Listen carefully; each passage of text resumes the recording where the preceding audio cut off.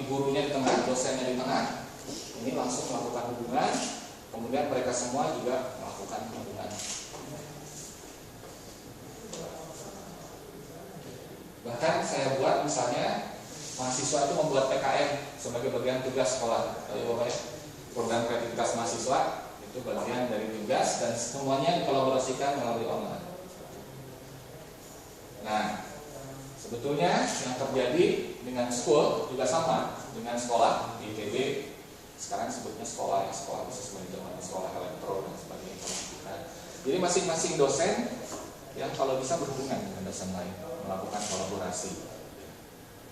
kolaborasi dan mahasiswa pun seperti itu. Saya misalnya sekarang mengajar kewirausahaan dengan e-commerce, saya minta mahasiswa perusahaan saya untuk dia menjual produk mereka secara online ke mahasiswa informatika. Jadi mahasiswa saya ada yang di ekonomi, akuntansi dan manajemen, menjual produk mereka dan mereka berhubungan dengan mahasiswa saya di informatika, saling berkolaborasi seperti itu. Kemudian dosen-dosen seperti itu juga. Saya sekarang mengajar juga untuk beberapa mata kuliah, berkolaborasi juga dengan dosen-dosen lain, mengisi misalnya satu kelas yang satu pertemuan itu kosong, dibuat semacam topik yang bebas yang mungkin ada hubungannya dengan mata kuliah tertentu. Misalnya kayak marketing, pasti ada hubungannya dengan digital marketing. Berarti saya diminta oleh mereka untuk menerapkan digital marketing di situ dari informatika. Bagaimana? Sehingga kolaborasi ini akan sangat menyenangkan dan membuat kelas juga begitu. Sebetulnya ini yang terjadi. Jadi pada saat ke depan itu lebih bagaimana kita misalnya kelas itu berada. Ya. Kalau sekarang mungkin di sekolah. Kalau ke depan itu bisa di sekolah, termasuk juga studio, ya. Atau learning village, jadi dibikin semacam desa-desa pembelajaran, kemudian open campus, ya. Jadi bisa perpanjangan dari kampus, kemudian juga pusat budaya, bisnis, virtual center dan underside. Jadi kedepannya akan lebih berkembang pengembangan yang kelasnya itu tidak usah berdiri di kampus secara ekspansi, tapi bisa di dalam komunitas-komunitas yang kita kembangkan berdasarkan kepakaran ataupun minat masing-masing. Kemudian siapakah ataupun dari mana kita belajar? Teachers, ya. Ternyata ke depan mungkin kita harus bisa belajar dari teachers, dosen, ataupun juga parents. Karena mungkin saya dari sisi pendidikan saya kadang lupa pemangku kepentingan itu bukan hanya guru dan dosen dan juga mahasiswa atau siswa. Ternyata kita juga lupa bahwa parents ini menjadi semacam pemangku kepentingan penting karena kebanyakan siswa kita itu biayanya itu dari orang tua. Berarti ada sesuatu hal yang diinginkan. Misalnya kenapa ada beberapa mahasiswa yang ayahnya dokter, mereka juga pengen dokter anaknya, ataupun beberapa yang pengen menjadi pengamat negeri. Berarti ada beberapa masukan ataupun kolaborasi yang mungkin bisa kita masukkan. Di sini juga mungkin kita bisa mengundang beberapa orang yang bukan dosen yang diundang ke kelas kita, baik secara virtual, kemudian juga secara fisik bisa. Yang itu juga saya lakukan. Saya mengajar beberapa kali dengan beberapa rekan di Palestina, sehingga di sini akan memudahkan kita untuk bisa berkolaborasi secara online. Bagaimana sih kehidupan di sana, dan kita bisa mendapatkan baik dari sisi kelas kuliah ataupun kehidupan itu sendiri. Kemudian bagaimana cara kita belajar? Ya, bagaimana learning mode-nya? Ya, biasanya kalau misalnya dulu instruction, sekarang mungkin instruction dicampur dengan tetap ada ya, instruction, tapi ada lebih bersifat interaksi, kolaborasi, dan lebih kepada learning by doing, discovery.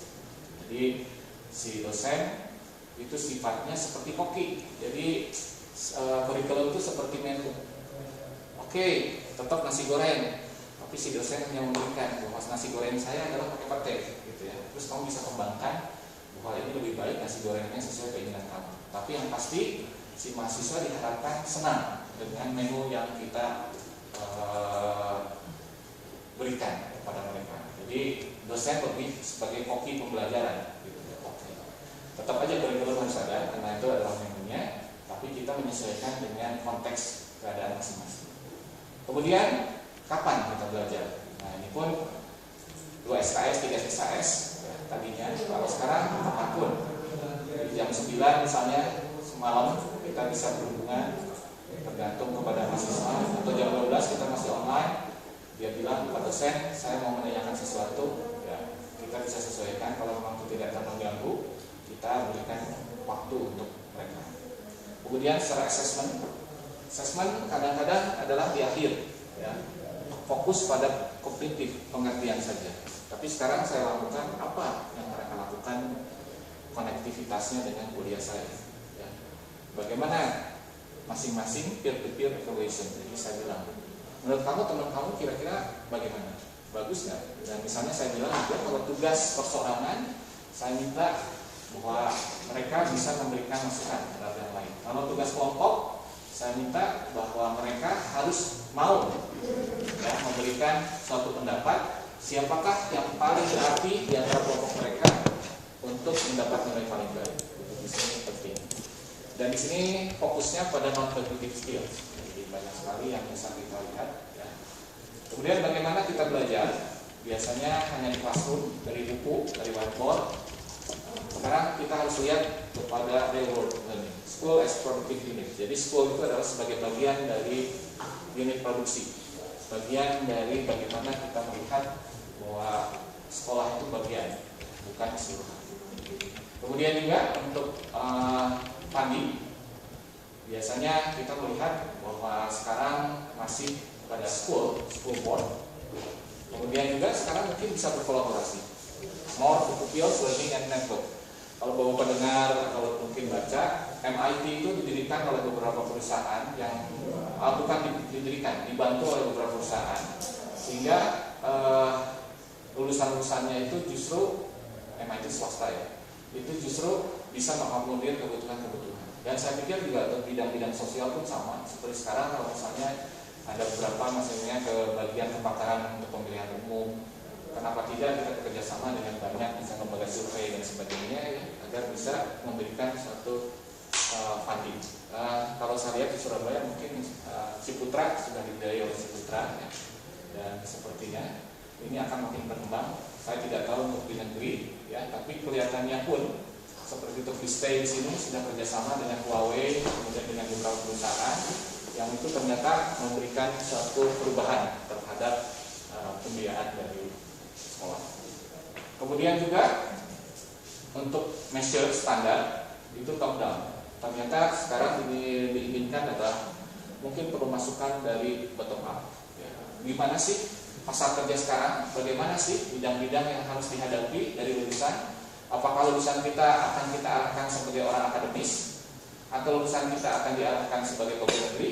Lulusan kita akan diarahkan sebagai sebuah institusi yang mungkin mengisi terhadap konteks-konteks dari bidang pekerjaan ataupun kehidupan di masa datang. Ini dari Litbiter tahun 2008. Bapak Ibu bisa lihat ini sumbernya. Jadi ini bisa dijadikan referensi. Jadi banyak sekali yang mungkin, dan ternyata di sini banyak justru yang ikut itu negara-negara Afrika. Karena negara Afrika mungkin merasa mereka nggak bisa mengejar dengan cara-cara tradisional. Mereka harus quantum leap. Mereka melakukan hal-hal baru sehingga mereka bisa mengejar ketertinggalan. Seperti itu. Jadi saya katakan tadi pagi ngobrol bahwa banyak sekali kegiatan kita itu kadang-kadang mungkin mengarah kepada teknologi. Kalau misalnya kita bilang pembelajaran abad 21, tapi sebetulnya yang paling penting adalah pertama people, kedua proses, yang ketiga baru teknologinya. Jadi people-nya kita siapkan, cara berpikir bagaimana kita mengadaptasi bahwa mahasiswa kita memang sekarang sudah berubah, bukan lagi orang-orang yang sama seperti kita. Ya, kalau misalnya pernah mendengar ini hadis dari Ali bin Abi Thalib, ajarkanlah anak-anakmu dengan sesuai dengan zamannya. Itu kira-kira mungkin satu hal yang mungkin perlu kita pikirkan bahwa memang sekarang kita berubah. Walaupun secara konteks atau isi harus tetap tidak berubah yang perlu kita perhatikan. Ini bukunya, jadi ini cukup menarik ya, mengenai bagaimana pembelajaran di abad 21. Jadi kita, dan justru yang mungkin paling menarik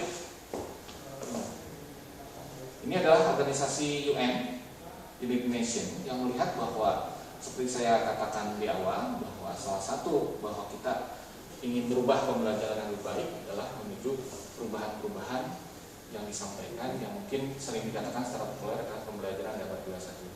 Jadi untuk pengembangan ke arah ekonomi dan development. Ini dari organisasi Economic Cooperation and Development. Jadi bukan hanya dari sisi akademis, tapi juga dari sisi organisasi yang melihat perkembangan dunia ini. Jadi secara netral bahwa kita tidak berpikir hanya negara maju, tapi juga menjadi bagian dari perkembangan itu sendiri. Sekarang kita melihat bagaimana investasi di abad 21. Mungkin kita harapkan negara kita sebelah kiri, tapi kita juga nggak tahu apakah masa depan kita seperti ini dengan adanya banyak sekali peristiwa-peristiwa sosial, ya. Kemudian juga terjadinya SARA dan sebagainya. Kira-kira apa yang akan terjadi terhadap pembelajaran kita ke depan? Apakah kita, kalau saya tulis di dalam blog saya, pendidikan adalah benteng terakhir peradaban bangsa. Karena saya mungkin merasa kita belajar statistik mungkin seperti dulu banyak orang Malaysia belajar di Bandung, di Jakarta, bahkan di Bali atau di Surabaya. Ternyata mereka secara ekonomi, secara sosial lebih maju. Kemungkinan mereka telah belajar banyak dari Indonesia perihal ini. Mereka menerapkannya di negara mereka sehingga mereka bisa merubahnya. Apakah itu mungkin kita menganggapnya lebih baik atau kita mungkin merasa kecolongan. Jadi kita melihat bahwa pendidikan memang sangat berubah terhadap peradaban bangsa. Jadi kita mungkin kalau misalnya sekarang yang korupsi 90%, 10% yang jujur, mungkin di tempat lain sudah berubah. Terbalik, 10% masih tetap ada korupsi, tapi yang jujur 90%. Nah ini arah dari statistik ya, disiplin normal dari 10 ke 90 itu semestinya tuh naik gitu, jangan turun gitu. Atau diam di tempat. Itu mungkin fungsi pendidikan diantaranya itu. Karena tidak bisa dalam waktu 2 tahun negara kita berubah dengan cepat, berarti harus ada perubahan. Dan itu adalah yang dilakukan untuk generasi kita, termasuk anak-anak saya juga, anak-anak bapak, anak ibu. Kalau saya ingatnya seperti itu, bagaimana kita melihat. Kemudian, bagaimana kita berhubungan dengan populasi yang semakin banyak. Bagaimana kita mengadaptasi. Sebagai contoh, ibu bapak, Nanyang Technology University di Singapura, sedang saya pernah ketemu dengan beberapa manajerial presiden kita bilang di bidang pendidikan. Jadi Nanyang itu sekolah gig ya, sekolah teknik, tapi mereka punya yang namanya Institute of Education. Di antaranya mereka bilang bahwa kami mengadaptasi bahwa ke depan kampus kami itu tidak mungkin untuk bisa memenuhi pangsa pasar, karena kebanyakan sekarang bukan lagi mahasiswa dari Singapura, tapi justru Indonesia seperti biasa. Nah untuk itu kami mungkin tidak bisa secara penuh bisa memenuhi syarat secara fisik kehadiran mereka. Bagaimana caranya? Yaitu dengan MOC tadi, dengan sarana pendidikan pelatihan yang sifatnya jarak jauh, tapi pada saat mereka ujian mereka bisa datang ke Singapura karena kan tiket pesawat sekarang makin murah. Nah ini memang kadang-kadang di Indonesia tarik tambang nih, hal itu bisa nggak dilakukan, tapi ternyata kita sudah dicuri oleh orang lain. Ya. Kita tidak mengambil pangsa pasar ini. Ternyata orang lain bahkan sekarang pun Pennsylvania, kemudian juga dari sisi Los Angeles, kemudian juga dari Stanford, dari New York, ya dari sekolah-sekolah yang di Harvard, mereka juga melakukan agar bisa menggrade mahasiswa di seluruh dunia dengan cara-cara tadi. Karena mereka melakukan riset, bagaimana bisa mengadaptasi terhadap perubahan populasi. Dan seringkali kita juga berhadapan dengan ketidakpastian. Sekali lagi seperti nanya, salah satunya melakukan e-learning bukan hanya tadi mengadaptasi terhadap perkembangan sekolah, pasar, tapi mereka sudah memikirkan terhadap disaster recovery. Misalnya, saya nggak tahu ya, kemarin kan sudah deg-degan orang penumpang, ya, terbang perahu. Kita kan nggak tahu gunung itu ya, tiba-tiba tutup gitu ya. Wah, kita udah siap misalnya agar semua mahasiswa bisa sekolah gitu ya. Kalau misalnya satu kampus itu alhamdulillah meninggal terjadi.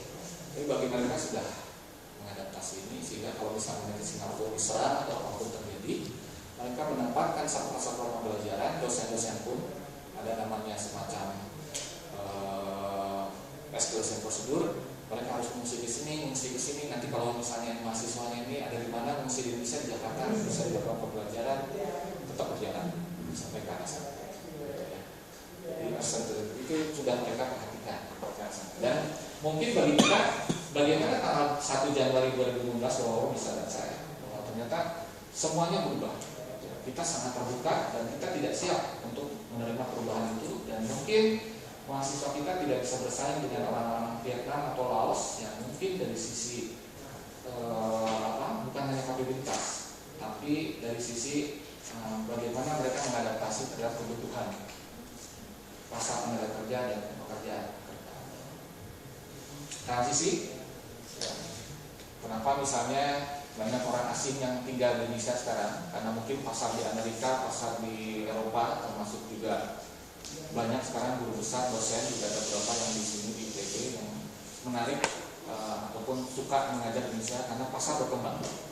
Pasar berkembang, ada transisi bahwa perubahan pusat ekonomi tidak lagi di barat tapi ke timur. Jadi Indonesia itu diperbutkan. Tantangannya memang ini. Jadi kalau kita lihat sejak tahun 2003 sampai 2013 menurut Komisi Eropa, higher education makin tinggi, kemudian juga research ya, dan edukasi itu menjadi lebih internasional dengan kolaborasi university industri ya, dan juga university. Bapak Ibu, ada satu universitas di Filipina di Manila bekerja sama dengan salah satu universitas punya teman saya di Tasik, kecil. Apa sih gunanya? Oh, saya kan orang manajemen juga. Mereka sudah siap-siap untuk 2015. Kalau misalnya itu sudah terjadi dan misalnya mereka bilang negara-negara ASEAN itu termasuk pendidikan, berarti nanti bisa akuisisi negara segala macam. Jadi kadang-kadang kita nggak mengerti gitu ya. Kemudian kalau Bapak lihat kalau dari Jakarta pakai pakai mobil sudah ada terpampang. Di sini dia akan didirikan Universitas Malaysia, Jakarta. Karena mereka mengadaptasi itu semua terhadap perkembangan baru. Kemudian juga sekarang sudah lagi apapun asalnya, ya seperti maaf, kalau itu dari patat ayam, tapi kalau telur itu akan terima sebagai satu motif. Jadi sekarang tuh dari manapun yang namanya pengetahuan, selama itu memang sangat bermanfaat, itu bisa diterima. Ini juga sama, ya organisasi pengetahuan sudah mulai berubah. Misalnya kayak Cina sekarang sudah nomor 2 di bidang jurnal dan sebagainya, karena mereka sudah bisa membuat konferensi-konferensi, kemudian juga pusat-pusat jurnal yang ada di Cina sebagai bagian dari perubahan. Ya, misalnya, Pak, Ibu, kenapa Cina nggak masuk WTO, World Trade Organization Februari? Jawabannya adalah karena mereka saat itu memiliki pasti semua pengetahuan itu bahasa mereka. Kemudian pada saat itu kan berarti tidak dapat sanksi karena bukan anggota WTO, pembajakan segala macam. Kalau Indonesia kan terbalik, masuk dulu anggota WTO, terus di sini kampus-kampus sudah pakai software Microsoft, mereka datang, wah ini terjadi bahwa kita harus menggunakan Microsoft. Tapi kalau misalnya mereka sudah siap dengan beradaptasi menggunakan Microsoft, tapi dengan deal-deal bahwa harganya harus bisa disesuaikan dengan keadaan ekonomi, seperti itu. Ini salah satu contoh bahwa ternyata banyak hal itu harus dipersiapkan dengan baik. Oke, kemudian ini ekspektasi baru dari orang-orang itu berubah.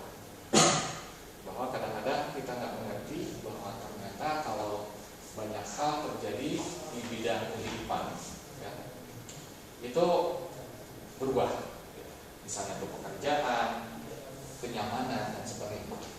Tapi kalau kita lihat ya di level kebahagiaan orang-orang di dunia, menurut salah satu sumber riset, orang Indonesia itu termasuk orang yang bahagia. Kenapa? Karena bagi mereka itu mereka tidak terlalu concern dengan risiko, dengan keadaan-keadaan challenge jangka panjang. Mereka biasanya lebih menikmati apa yang ada sekarang. Apakah itu suatu threat, ancaman, ataupun suatu opportunity, kita bisa melihat kedua sisi. Ini juga yang mungkin perlu dipikirkan, Bu. Di sisi informasi bukan programmer, Bu, yang paling dibutuhkan. Dan terus terang yang gajinya paling besar adalah manajer project. Kemudian bagi perusahaan-perusahaan yang paling penting itu managing profitability. Kemudian yang ketiga adalah bagaimana kita misalnya di bidang ilmu sosial bisa mengajarkan managing people. Karena ternyata tidak cukup misalnya berhubungan dengan soal gaji. Mohon maaf, kemarin mungkin ada beberapa masalah ya Pak yang sedang beasiswa yang itu beasiswa dari DITI. Ternyata ada simpang pendapat dengan Departemen Keuangan dan DPR. Alasannya apa? Orang-orang DPR dan masyarakat sudah tanya, namanya ROI, Return on Investment. Apa sih manfaat 200 triliun setahun untuk kami bangsa Indonesia? Persoalannya kan bukan lulus. Iya, Anda sudah lulus, tapi manfaat bagi kami, karena mereka pasti sudah pikir misalnya. Oke, ini kan beasiswa dari negara, iya, tapi saya pembayar pajak, taxpayer. Jadi sekarang dan tadi kan orang-orang berpengetahuan sudah ada mengulik-ulik bahwa jangan sampai hal ini terjadi, misalnya bahwa kita di akademis itu merasa bahwa sesuatu itu adalah, karena kalau kita lihat di banyak negara bahwa orang-orang akademik ini akan memberikan perubahan. Ya nggak usah Indonesia juga. Siapa sih yang membuat Indonesia merdeka? Pendidik. Siapa yang membuat kebangkitan? Pendidik. Mungkin hal itu pun sama dipertanyakan. Kemudian ini managing client, ya, hubungan manusia, ekspektasi, talent, ya, bakat-bakat orang dan sebagainya. Ini skill-skill yang sekarang yang dibutuhkan itu dalam perusahaan. Mungkin harus kita juga lihat sebagai bagian ini kira-kira yang dibutuhkan critical skill yang kita butuhkan. Sebetulnya yang dibutuhkan adalah orang yang bisa mengeksekusi. Dari mana, apapun caranya, Anda mau nanya ke teman kamu ataupun gimana, pokoknya bisa selesai. Kemudian, kalau misalnya suatu saat di satu bidang, Anda bisa beradaptasi dalam pekerjaan lain yang mungkin saat itu belum Anda pelajari. Gimana caranya? Mungkin dengan memakai sarana-sarana knowledge management ataupun dengan memakai, karena banyak sekali pembelajaran di internet ataupun sumber-sumber sosial media dan sebagainya. Kemudian juga risk mitigasi. Apa yang terjadi? Bagaimana solusinya? Bila mana misalnya kita banjir, apa yang bisa kita lakukan untuk membuat kegiatan pembelajaran kita tetap jalan atau usaha kita tetap jalan? Kemudian ternyata orang-orang yang punya kemampuan berkomunikasi itu sangat besar ke depan. Jadi bagaimana mereka bisa menyatukan banyak orang yang berbeda. Kemudian juga planning, merencanakan, membuat organisasi, memotivasi, team building, interpersonal. Ini kebanyakan berhubungan dengan manusia. Kalau kita lihat, apapun bidang pekerjaan,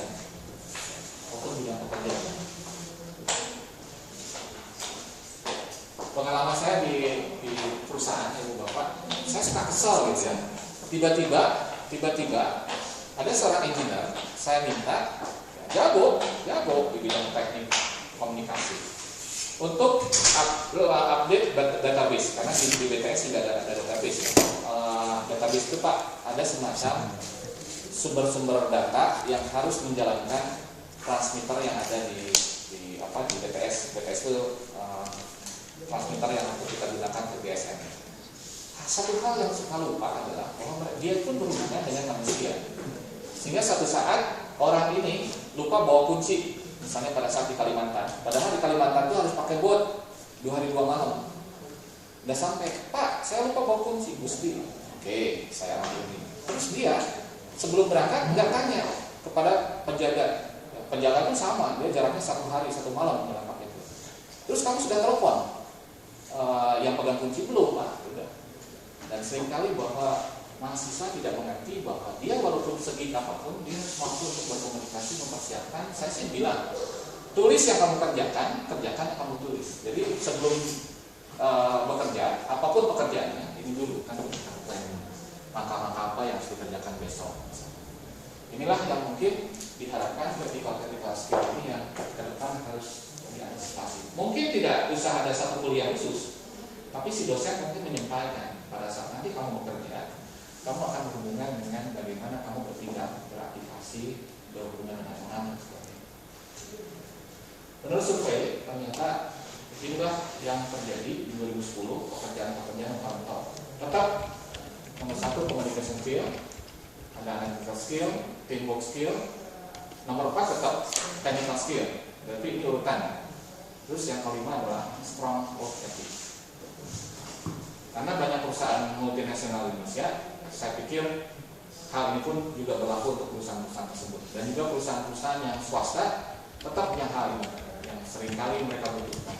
Jadi itu saya bilang bahwa kita mungkin kadang suka lupa bahwa di kuliah itu yang namanya indeks prestasi, kalau bisa sih tidak hanya personal learning, tapi juga team learning ataupun professional learning. Karena saat nanti bekerja pun mereka sudah harus berhadapan. Ini yang dekat Malaysia. Kadang-kadang di Indonesia itu mungkin seringkali saya nggak tahu apakah ada survei yang mirip. Ya. Ini mereka sudah melihat bahwa kenapa sih lulusan itu tidak bisa bekerja?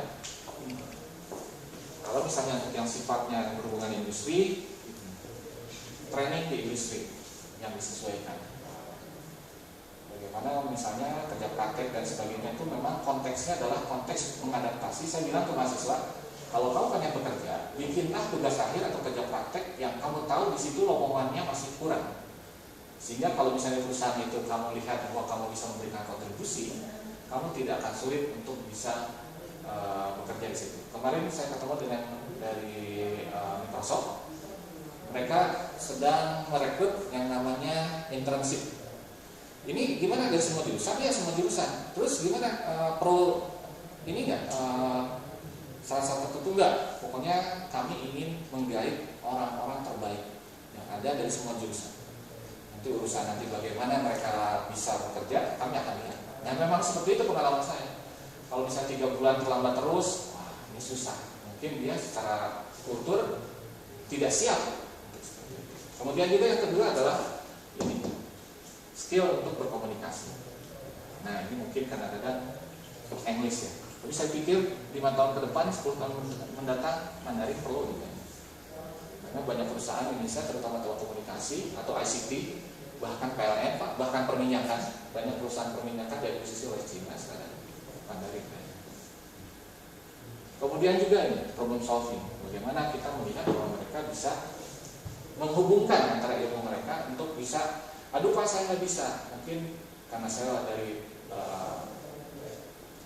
bisnis juga, sering terasa bahwa sebetulnya kalau misalnya dia tidak bisa menyelesaikan, dia bisa menanyakan pada orang-orang yang mungkin koneksi media ada untuk menyelesaikan masalah. Ini juga. Dan ini juga kadang-kadang mereka ini mungkin kelemahan sistem pendidikan kita ya. Rasanya kalau misalnya mahasiswa rame di kelas ataupun di SD sampai SMA, kita anggap bahwa itu adalah murid baik. Padahal kalau misalnya kelasnya hidup, mereka bertanya pada saat di kelas ya, dan sebagainya. Kelihatannya ini akan menemukan ini self confidence. Ini juga attitude. Karena mungkin merasa bahwa mereka masih dari bagian untuk sekolah, tidak dari makanan untuk bisa mandiri dan juga bekerja dengan baik. Dan next decade juga akan kita lihat bahwa life skill seperti inisiasi, networking with cultural diversity. Ini biasanya orang-orang yang sukses itu orang-orang yang bisa, apakah orang Sunda dengan orang Bali, orang Jawa dan kemampuan untuk selalu bisa berhubungan dengan baik. Yang kedua problem solving, leadership, sampai terakhir adalah kemampuan untuk menulis. Nah ini juga pelaporan dan sebagainya, kadang-kadang menyulitkan juga pelaporan misalnya untuk ke bos, itu bahasanya masih bahasa alay dan sebagainya yang kadang-kadang juga mungkin perlu dilihat. Ini ya, ini di private sector. Nah kita juga mungkin bisa mensegmentasi prodi kita atau sekolah kita nanti mengarah kemana. Karena mungkin tidak semua kan menjadi akademis. Kalau di Jerman kan sekolahnya bagi dua ya. Kalau misalnya ada yang apply, sekolahnya khusus. Kalau yang betul-betul sifatnya full science, sekolahnya khusus. Kalau di kita nggak ada kan, agak kesulitan. Jadi tetap itunya sarjana, ya, SP ataupun apapun, ataupun misalnya sosial, tapi untuk apply misalnya jadi seseorang pegawai negeri dan sebagainya. Ini sebetulnya. Jadi kita inginkan bahwa mahasiswa kita adalah bisa menyelesaikan tugas yang sesuai kita minta, kemudian survive terhadap perubahan-perubahan yang ada. Jadi ini yang mungkin kita pikirkan. Ini, jadi role dari universitas berubah. Jadi sekarang tuh harus mengkreasi, preserve, integrasikan, transmitting, dan apply knowledge. Jadi apapun misalnya, apalagi untuk jurusan-jurusan sosial kayaknya mungkin bisa ya. Saya tuh masih kebayang Pak, sebetulnya kenapa sih dulu Majapahit bisa sampai ke Zanzibar, bisa sampai ke negara-negara ASEAN. Pasti ada sistem teknologi, sistem pendidikan, sistem sosial ya. Semestinya mungkin kita bisa belajar banyak ya, bisa. Sehingga saya kepikiran, apa nggak ada peneliti yang masa sih kita seperti Cina itu pasti mereka itu tidak akan jauh-jauh dari Gotong Royong filosofisnya. Kalau Bapak Ibu dengar kan filosofis pendidikan dari Jepang Bushido ya, itu ratusan tahun yang lalu terus, walaupun modernitas itu nggak hilang-hilang. Kalau kita tahun penjajahan Belanda, tahun 50-an ke Soviet, sekarang 70 ke Amerika, nanti kemana lagi? Harusnya mungkin bikin things yang kita ngerti bahwa ini cocok buat Indonesia gitu. Karena kita kan makannya juga nggak roti gitu kan. Jadi banyak sekali mungkin hal-hal filosofis, kemudian sosial yang sebetulnya paling cocok di Indonesia. Kalau Bapak baca ataupun Ibu baca, misalnya kalau misalnya lagi diskusi ataupun ada komentar dari Detikcom, saya ngeri, ini orang Indonesia atau orang mana gitu. Begini-begini ada liberal banget gitu. Beragama atau tidak? Kadang-kadang perubahannya begitu cepat gitu.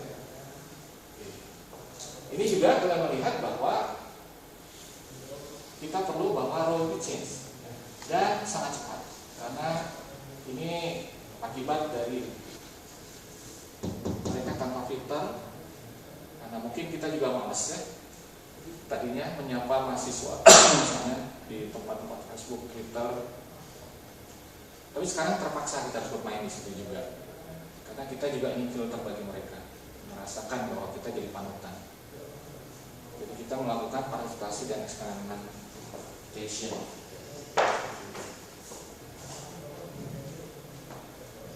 Jadi yang sekarang tuh mungkin pembelajaran terus connect, communicate, collaborate. Jadi menghubungkan perlu-perlu. Oke, ini kelas sekarang kita dengarkan dari Surya, misalnya dari mana? Mungkin dari dosen dari Bali, dari mana? Sehingga kita pengen dengar bagaimana pengalaman pembelajaran di sana. Kemudian juga bagaimana untuk semangat kuliah. Dan sekarang kan teknologinya nggak susah-susah. Dengan Skype saja sudah lumayan bagus ya. Kemudian juga dengan Google Talk dan sebagainya. Kemudian powerhouse. Jadi sebagai pusat tenaga. Jadi bagaimana kita delivering programs dan yang inovatif, jadi termasuk dosennya berarti harus mampu berkreasi ya. Coba bayangkan Pak, saya akhiri kuliah kewirausahaan dengan hal-hal yang membuat mereka malu, tapi juga punya pengalaman ya. Salam sejahtera, selamat bertemu di pembelajaran manajemen proyek. Nah ini ya, ini adalah di Telkom saya ngajar. Jadi saya ngajarkan aktivitas kreativitas dengan jadikannya ini. Ini kan strategic management ya. Saya ajarkan dengan ini S2.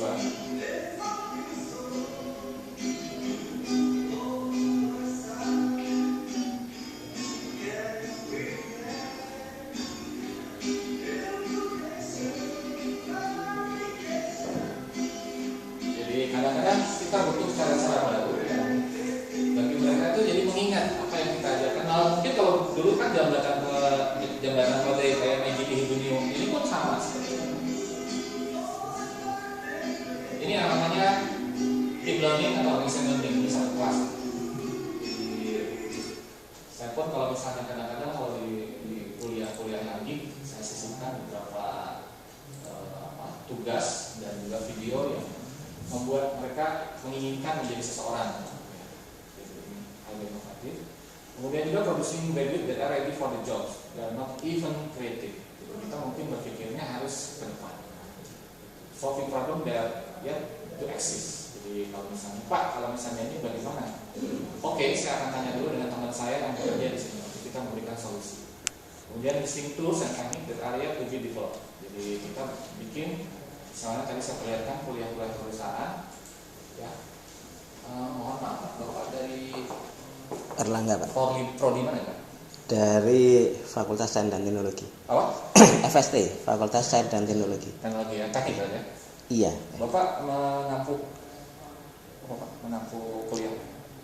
Kuliah kuantum, fisika. Banyak sekali, Pak. Bapak pernah pakai ini, Pak? Pernah lihat ya kayaknya ya.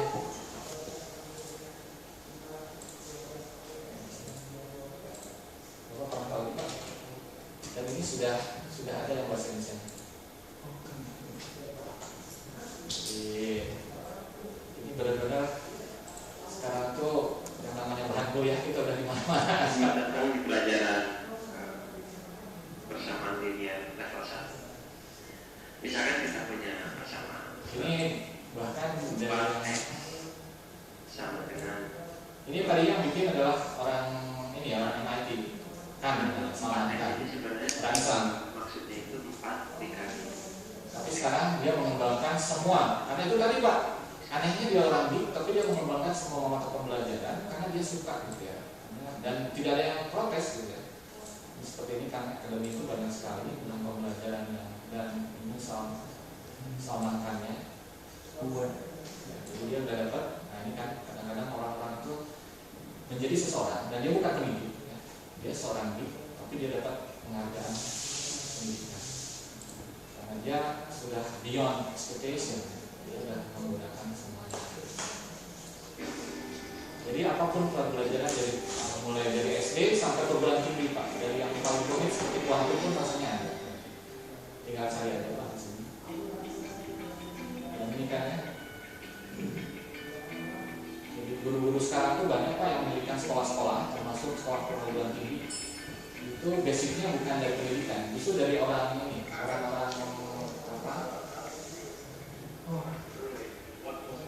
bisnis.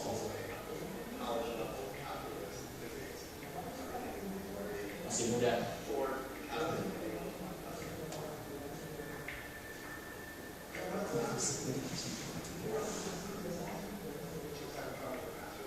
Itu tadi kalau mereka tuh menanyakan kamu dari bidang ilmu apa, tapi kalau dia bisa memberikan sesuai dengan apa yang diharapkan oleh masyarakat, mereka akan memakainya.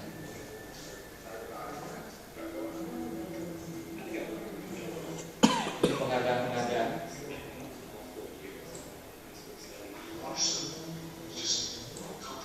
Ini mahasiswa.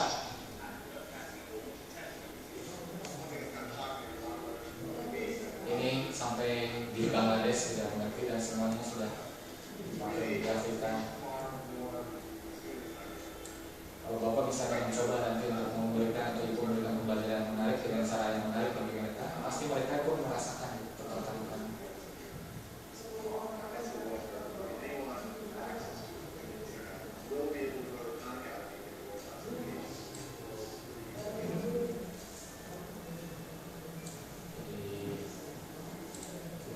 Itu yang mungkin kita bisa manfaatkan. Kalau dia Dia berpikir bahwa dia bukan ilmu untuk ilmu, tapi juga ilmu untuk masyarakat gitu ya. Jadi dia berpikirkan, dan pun jadi bisnis dia. Sekarang dia membuat semacam pusat sumber pembelajaran, dan istilahnya dia menjadi seorang social entrepreneurship. Mengapa misalnya tadi saya juga di bidang manajemen S2 saya, tapi tesis saya tentang branding. Mungkin Bapak Ibu tahu branding itu adalah didirikan oleh Muhammad Yunus, pemenang Nobel. Muhammad Yunus seorang dosen, sekali lagi negara buta huruf, dosen tersebut memberikan kredit non kolateral ya, ke para orang miskin sebanyak 300.000 tanpa jaminan. Dan sekarang dapat Nobel gara-gara itu juga. Jadi benar-benar dia sebagai pendidik juga sebagai orang yang berubah secara sosial di sana. Tapi dia nggak mau jadi presiden. Dia pengen, dan karangan itu dia sekarang dipecat dari branding. Kenapa Pak?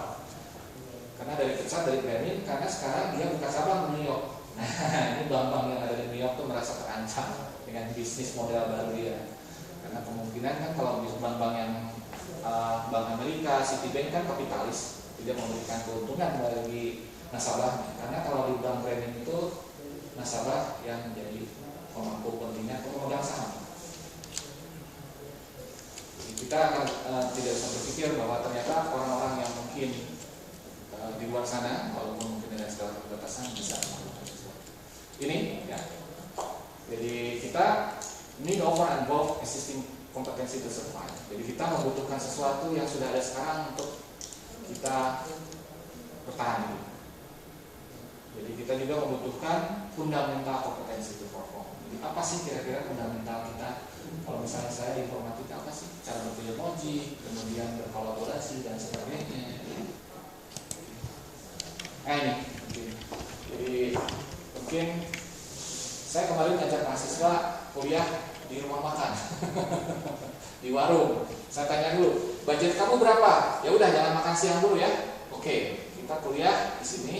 Nanti kita kalau misalnya ada yang kita urunan yang belum bisa bayar, akhirnya kita kuliah di rumah makan. Ada beberapa foto, tapi belum baru kemarin hari Jumat. Ya sepertinya adalah seperti ini ya, pembelajaran itu bagaimana kita sebagai dosen itu menjadi seorang design of learning experience, proses dari program. Jadi menjadikan semua bahan pembelajaran yang ada di sekitar kita bagian dari pembelajaran kita. Dan kita sekarang dosen itu menjadi seorang konsultan atau sebagai coach, pelatih. Coach, bagaimana cara melompat lebih tinggi? Coach, bagaimana kita misalnya bisa IP kita lebih tinggi? Bagaimana cara pembelajaran kita dan sebagainya sehingga lebih berkembang. Dan dengan segala keterbatasan kita kan nggak mungkin seperti ini. Kita bisa gunakan teknologi. Saya katakan ke mahasiswa, kamu merokok nggak? Iya, merokok 1.500. Ya udah, kamu jangan merokok sehari. Kamu masuk ke warnet. Nanti kita diskusi melalui warnet. Jadi nggak ada alasan lagi tugas-tugas yang bisa dilakukan gitu ya. Tapi kalau kamu nggak merokok, kamu memang sangat kekurangan, oke tinggal bilang ke saya. Tapi biasanya kan di sini normal lagi. Di Indonesia pun kalau misalnya 1.500, kalau misalnya ke warnet, ya masih bisa lah hanya 1 orang 2 orang. Tapi berarti kita memang harus mencari data. Kira-kira mahasiswa kita apakah bisa mengikuti apa yang kita lakukan. Ini di sini juga kita harus sesuaikan inline dengan perubahan itu. Connect, communicate, collaborate. Jadi kalau perlu kelasnya bentuknya sekarang kita misalnya ngomongnya hanya setengah jam, nanti para mahasiswa tim yang akan memberikan pengertian mereka terhadap satu kuliah dengan cara role playing. Kalau saya lebih kepada role playing, bahkan pernah saya membuat kuliah statistik dijadikan role playing di sandiwara. Analisis statistik gimana, kemudian juga yang namanya sampel bagaimana, sehingga bisa dijadikan semacam pembelajaran yang lebih menarik. Nah, ini mungkin yang masalah Indonesia ini paling besar.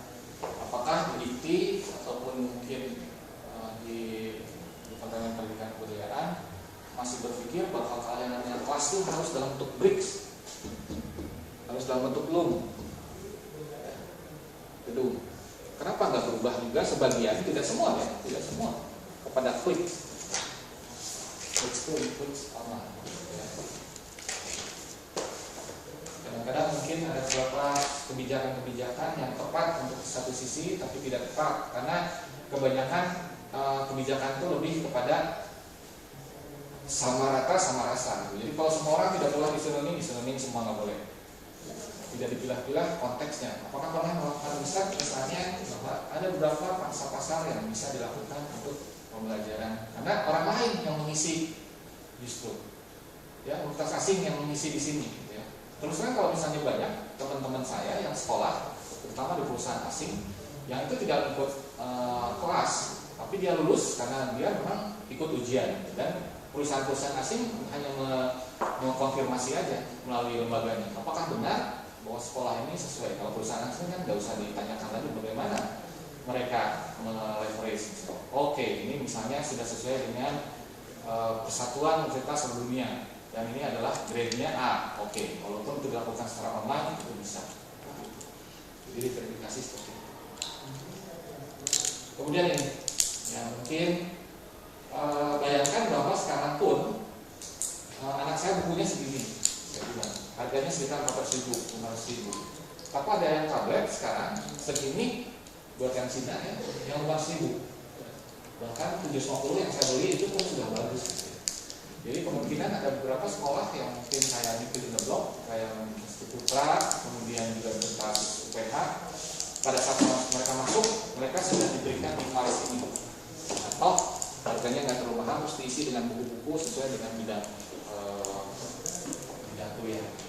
Tidak usah semua, ya, tapi mungkin di dalam beberapa hal bisa kita lakukan secara sesuai dengan survei.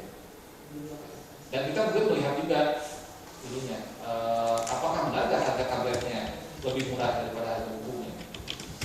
Karena beberapa banyak juga buku-buku itu gratis. Ini memang challenge-nya. Justru kita harus sekarang mengarah universitas ini harus bisa berhubungan dengan industri apapun, termasuk juga mungkin dengan departemen-departemen yang kalau sosial misalnya dengan departemen yang sosial, kalau teknik dengan teknik. Kemudian juga, nah ini yang paling penting, policies and procedure. Memungkinkan nggak kalau seperti sekarang jam online Pak sudah mulai diperhitungkan sebagai jam pelajaran? Nah itu masalahnya. Harusnya kan itu datang ya. Kalau misalnya itu jangan jadi mubah dong, tahu kan di agama Islam. Jadi sunat lah. Kalau nggak wajib gitu. Kalau mubah ya udah, dosen-dosen yang sepuh-sepuh terutama nggak mau ngerjain karena mubah memang. Kalau dinanya sekali lagi enggak Pak. Pokoknya kalau misalnya si profesor itu tidak bisa mengadaptasi sistem pelajaran yang disesuaikan dengan arahan kebijakan perusahaan, dia not here. Jadi kan kita di Indonesia nggak bisa gitu. Mungkin kita bergerak dari itu tadi. Jadi mungkin yang tadinya mubah jadi sunat aja. Jadi kalau misalnya dia melakukan, ya diberi dong pahala, ya. Tapi kalau tidak melakukan tidak dosa. Tapi jangan yang melakukan nggak dikasih apa-apa. Tidak. Pasti akan beda. Ini. Sekarang di sini yang blended learning itu sudah banyak dan itu diberikan semacam ini apa? Promosi lah. Kemudian ini personal, yang akademik dan non akademik. Nah ini mungkin juga masih belum ada ya di sisi dikti. Tapi kan kalau prosedur misalnya apakah jam online itu bisa dimasukkan kepada jam pelajaran, ini kelihatannya hanya level ini, nggak sampai level dari dikti. Kalaupun dari buku akreditasi ataupun buku-buku kebijakan yang lain saya lihat nggak sampai mendetail ke arah sana.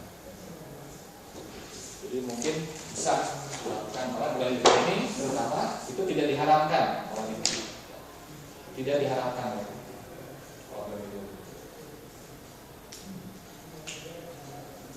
Jadi ini diharapkan bahwa pembelajaran sebetulnya ini Pak ya. Kita tuh seringkali bahwa pembelajaran itu hanya ini. Hanya mungkin seringkali untuk learning ya Pak ya. Sedikit lah ya, nggak semua di sini. Ternyata ada 1, 2, 3, 4, 5, 6, 7, 8, 9, 10, 11, 12, 13, 14, 15, 16. Kita seringnya paling atas saja deliver. Ternyata yang bawahnya ini lupa. Kemudian konteksnya juga tidak usah lagi di classroom. mungkin di home, di rumah bisa, di tempat kerja ataupun di lapangan. Prosesnya juga bisa ini, bisa ini, bisa ini, bisa ini. Sehingga kalau misalnya dosen tidak ada, itu bisa diukur bahwa ternyata mereka melakukan sesuatu karena kuliahnya adalah short minutes dan itu jelas. Kemudian geografi, ya. Geologi, tourism, history, subjeknya juga ini harus kita kembangkan ke bawah. Ya. Mediasinya apa? Ini kalau sinkronus, kita kalau misalnya lagi bicara seperti ini sinkronus, Bapak bisa tanya, ya. Ataupun kalau online itu video conference. Kalau asinkronus ada suatu bahan ya, itu pengertian asinkronus Pak. Satu bahan PowerPoint yang menarik seperti saya tadi, misalnya pelajaran tentang manajemen project, kita upload, mahasiswa mempelajari, itu asinkronus. Settingnya single, ya. Collocated, ya. Jadi kalau kelas single, collocated misalnya banyak kelas, distributed, ya. Atau virtual, kelas yang lebih virtual melalui online. Teknologinya bisa melalui room, desktop, tablet, laptop, atau bahkan telepon, misalnya SMS. Tolong baca di website misalnya. Kemudian bisa teks juga bisa cukup, image bisa, virtual word, anotasi. Agennya student, peers. Jadi mahasiswa dengan mahasiswa bisa saling belajar. Teachers atau avatar. Avatar ini adalah orang-orang yang kita, misalnya kalau di teknik, bisa saja misalnya lulusan dari kampus kita ataupun teman-teman yang baru lulus, alumni, karena biasanya gitu. Wah itu Pak, sudah tua Pak, sukses juga pantas umurnya. Oke, sekarang cari yang contohnya kasih teman-teman mereka. Mengajarkan tentang bidang ilmu yang sesuai dengan bidang yang sedang kita ampu. Sehingga mereka merasa terinspirasi. Tidak ada alasan lagi bahwa itu bukan lulusan ataupun bukan teman-teman mereka sendiri. Kemudian ini ya, lecture sekali ini deliver aja, posisinya yang classroom, prosesnya dicerwet, subjeknya juga terbatas, ya, teknologinya hanya room, itu pun mungkin kadang-kadang tidak semua, mungkin seperti ini. Komunikasinya sinkronus saja, jadi saat di kelas saja, settingnya single, agentnya ya sekedar student.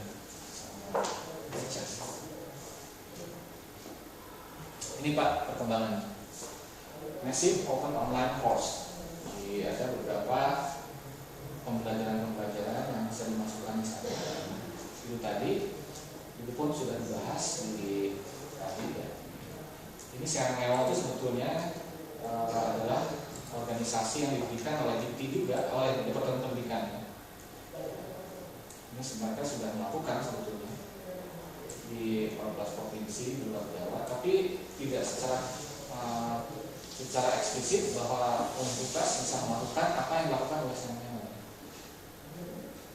Atau bahkan kalau yang belum mungkin bisa minta kerjasama, misalnya yang dari Lampung, dari Bali misalnya, ataupun dari Sulawesi. Oke Pak, ini kami minta bantuan pendampingan untuk, tapi biasanya mereka tidak memberikan dana, misalnya orang. Jadi kalau misalnya kami diundang, kami sering sebetulnya ke Surabaya Pak. Kalau misalnya kami ke Surabaya bisa telepon Bapak ya, nanti kita diskusi kira-kira apa yang terbaik. E-learning itu sampai mana Pak? Ya cukup banyak sih, termasuk kita juga membuat yang untuk menengah, sekolah menengah dan dasar. Bapak coba buka di situ guru-indonesia.net. Guru-indonesia.net.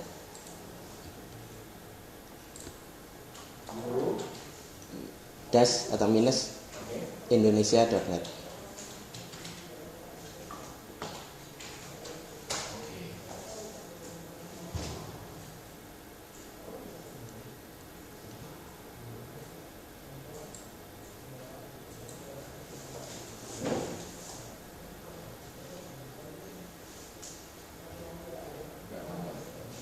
Iya. Atau mungkin yang lain, siswa-indonesia.net juga juga.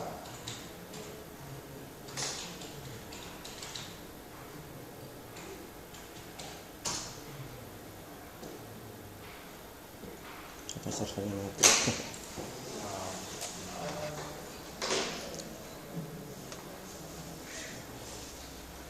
Kalau di YouTube juga sudah cukup banyak gitu Pak. Apa itu, Pak? Di YouTube mungkin ditulis dengan saya ditulis nama saya ada Soegianto. Oh, SOE Pak. Ya, Unair gitu. cukup. Sugianto spasi Unair gitu. Oke. Ini ya Pak ya. Wah, Bapak juga ternyata sudah mengembangkan kelas virtual juga ya. Ya, Oke. ya termasuk kuliah-kuliah online itu juga sudah di situ. Ya di Facebook juga. Wah, ternyata Bapak aktif sendiri juga ya. Ini bukan orang lain kan yang upload, Kak? Saya sendiri ya. Luar biasa. Udah 200-an. Kalau ini hanya sebagai studi perbandingan, Pak. Enggak ya paling enggak belajar. Ya, kita mungkin dari sisi pengukuran Pak nanti Bapak bisa Ya. lihat ya, di sesi nanti siang. Ya. Ya, untuk kuliah non linear juga ada di situ. Ya. Jadi ternyata di UNER ini ada saintek juga ya. Ya, sains dan teknologi. Oke, itu termasuk juga kepakaran-kepakaran yang aplikatif. Iya. Oh, ternyata mungkin nanti bersaing juga dengan ITS ya. Nah, terus ya, sekarang itu kadang-kadang memang ilmu itu seperti itu ya. Kenapa misalnya di TB ada SDM di dalam? Iya. Kita memang nggak bisa itu satu-satu. Betul, betul. Kita harus kolaborasi. Betul.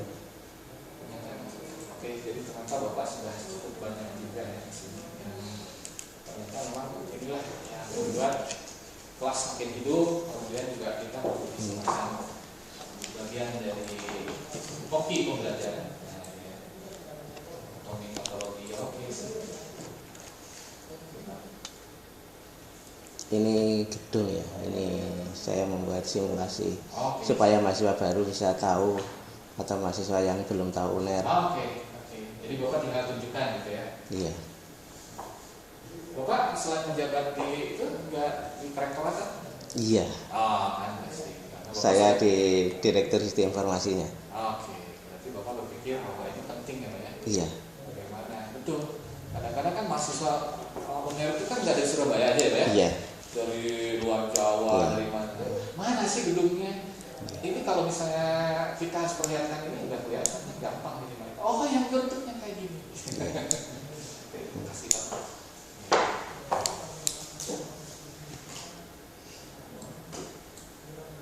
Oke, ini TB sendiri banyak ya. Iya. TB sendiri. Jadi sekarang pun ini dari model pembelajaran. Ini channelnya adalah ini. TV official. Ini juga ya. TV dengan kami dan sebagainya. Ya, dari. Oke Pak, ini karena sedikit lagi kita akan istirahat. Iya. Dulu. Nah ini mungkin bisa kita buat. Apakah kita di sini atau bahkan belum atau kita di sini ya, atau di transisi ya, jadi apakah kita sudah melakukan constructivist learning, jadi bagaimana kita melakukan pembelajaran membangun online learning ya, ini learning tahun 90-an ya, ada virtual learning environment, ada mobile learning environment, media equipped teaching room, desktop dan sebagainya, atau sudah kesini. Jadi sekarang malah berubah Pak, tidak full online, tapi di sini. Dan di sini sudah mengenai sosial. Kemudian personal learning environment, flexible learning space. Jadi support for student with multiple personal channels. Jadi kalau perlu bisa dengan handphone SMS cukup. Kalau misalnya dengan memakai handphone yang sudah bisa akses video dan sebagainya. Kemudian juga ini open learning. Dan ini juga berhubungan dengan bagaimana kita kurikulum mengembangkan tadi. Apakah sudah mengadaptasi nggak bahwa apa yang kita lakukan ini apakah mubah, haram, sunat atau wajib gitu ya. Jadi apakah ini dilarang oleh kebijakan? Berarti kita harus turunkan dulu bersama. Nah ini sebetulnya yang sudah ada di Indonesia sebetulnya. Bahwa kita inginkannya bagaimana itu ya kebijakannya. Ini kan sudah ada ya target dari Dikti bahwa sebetulnya membangun capacity building yang disupport oleh aplikasi informasi komunikasi teknologi. Nah, ini rencana dari strategic plan dari Kementerian Pendidikan 2019. Jadi ya ini sepertinya